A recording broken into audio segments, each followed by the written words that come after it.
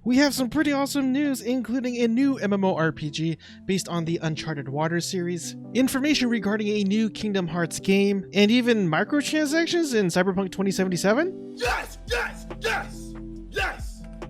No! No! No! Hello everyone, my name is Solomon SK for Coffee and RPGs, where we cover the latest news, trends, and updates for the MMO and RPG gaming genre. We do love our coffee here, so if you guys got your cup, let's go over these news together. Cheers to you guys.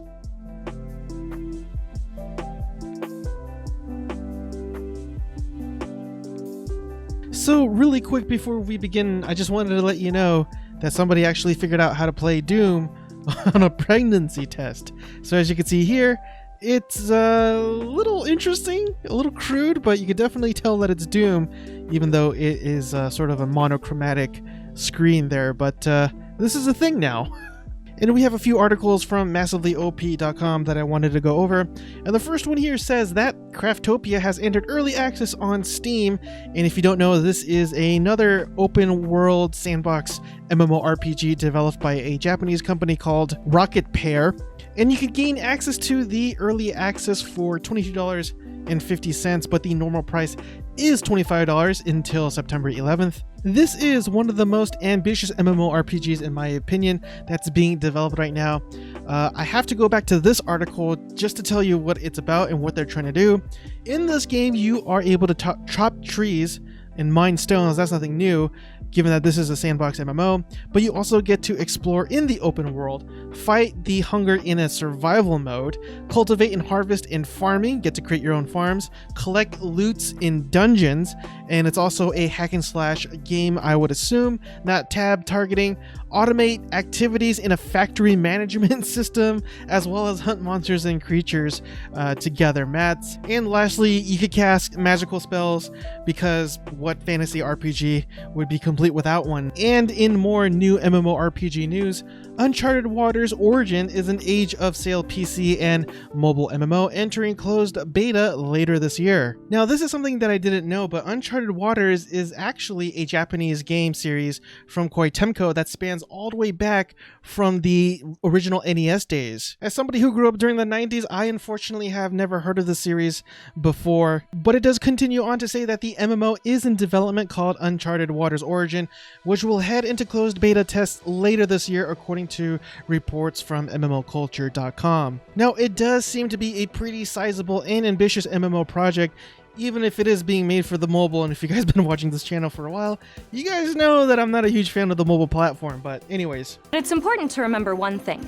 You're wrong. But it does go on to say that the game stands to be pretty sizable, with a promise of over 200 ports to explore, over 1,000 NPC characters to meet, about 4,000 discoveries to be made, and over 1,000 cultural items to claim. And really quick, you guys know that I think it's a pretty good compromise to be able to develop a game, especially an MMO, and I'm using that in quotes, to be able to be played on both the PC and the mobile. So this way, you know, you don't have to really make a game for either or. I understand why companies want to make games for the mobile port, because it's such a huge market and there's so much potential profit to be made. I admittedly am feeling a little less of that opinion after playing a V4. And if you don't know what V4 is, it is a fantasy MMORPG that, again, like this game, is being able to be played on both the PC and mobile. And at the end of the day, it felt more of a mobile game than it did a PC, because again, I think they're just catering to the lowest common denominator.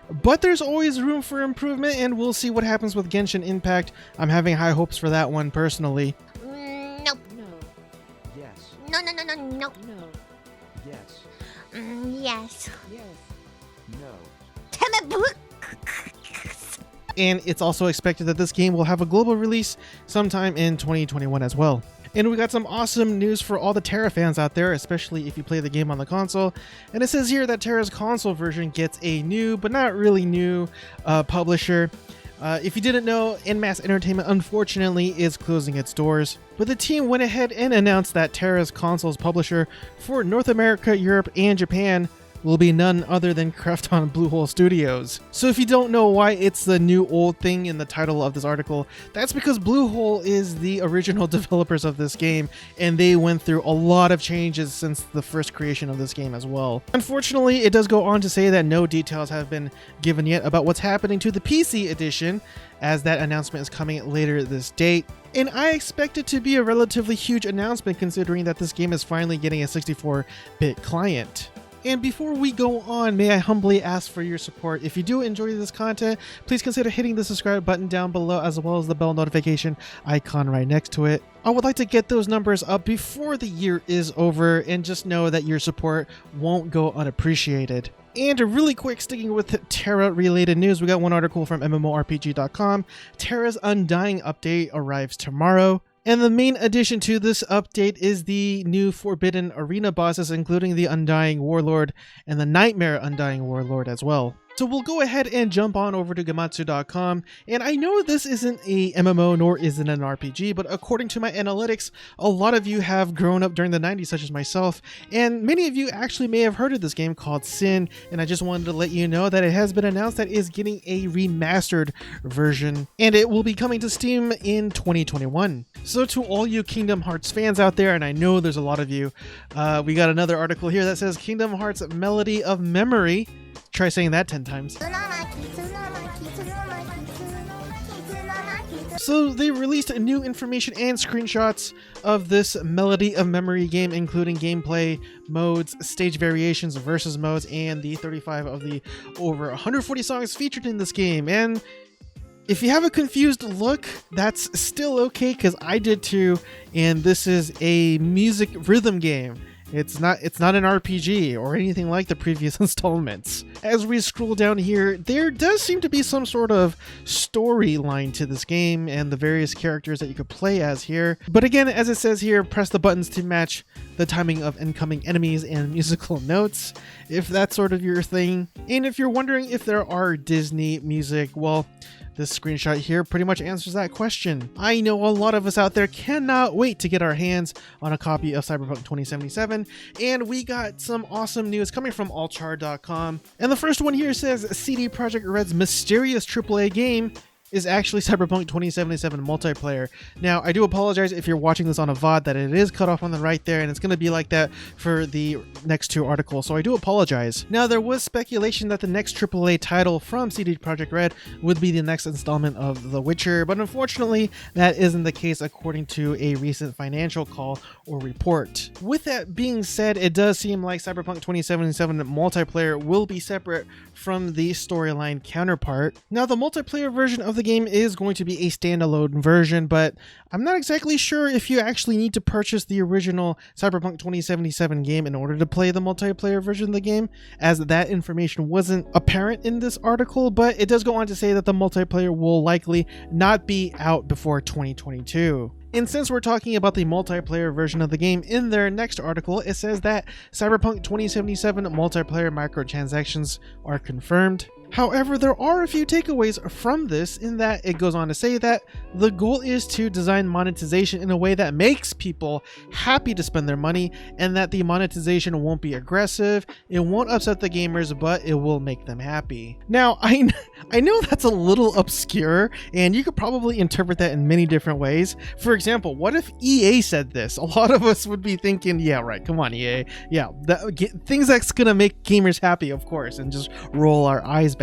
Whatever, I do what I want. But for one, CD Projekt Red is probably one of the most beloved gaming companies out there in the market. I'm tempted to say that they wouldn't do anything to tarnish that reputation, because that's sort of the reason why a lot of people want to buy their games and buy their products in the first place. Now, when they say that the monetization goal is going to be designed in a way such that it makes people happy to actually spend their money, the only game that comes to mind in my experience in recent memory is actually Epic 7. Now, I know I went on a rant on how I dislike the mobile platform when it comes to games, but there are a few exceptions, and Epic 7 is one of those few RPGs that really deliver you a solid JRPG experience, even though it's made by a Korean company. I get it.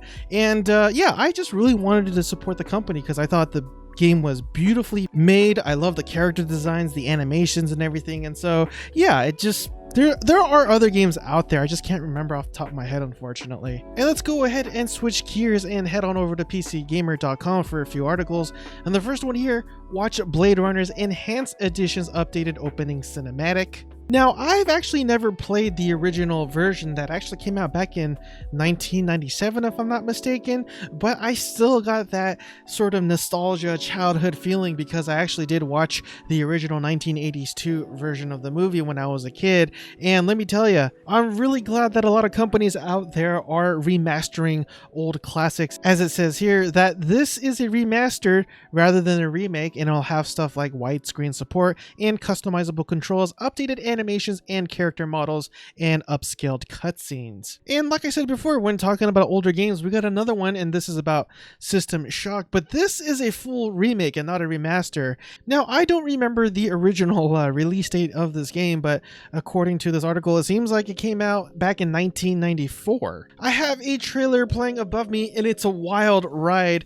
As the author suggests, it seems like another EDM Descent into chaos and madness, it seems like. The land of make-believe. And to all you sci-fi spacecraft junkies out there, we got another article that involves Everspace 2, and it's finally getting a release date. Well, it's not really a release date, as you'll see here. They've actually announced the date of their early access, which is for December of 2020 of this year, and they're definitely expanding from the first version of the game. This time it will have a full open world, or open space in this case. It will have looter shooter features as well as RPG elements for the craft that you actually get to customize. And again, as always, I have the trailer playing above me on top, and this is a beautiful looking game. I actually got a chance to play this game at a booth that they had in TwitchCon of last year in 2019, and it is a beautiful looking game. I can't wait to get my hands on this one too. And that concludes today's episode of MMO and RPG updates. I do appreciate it if you made it with me so far, because the watch time significantly helps with the algorithms. I really hope that I've earned your subscription in today's episode. If so, please consider hitting the subscribe button down below, as well as the bell notification icon right next to it. Anyways, everyone, I will finally let you guys go. I hope you guys have a blessed night, and I will see you guys next time. Cheers again, everyone.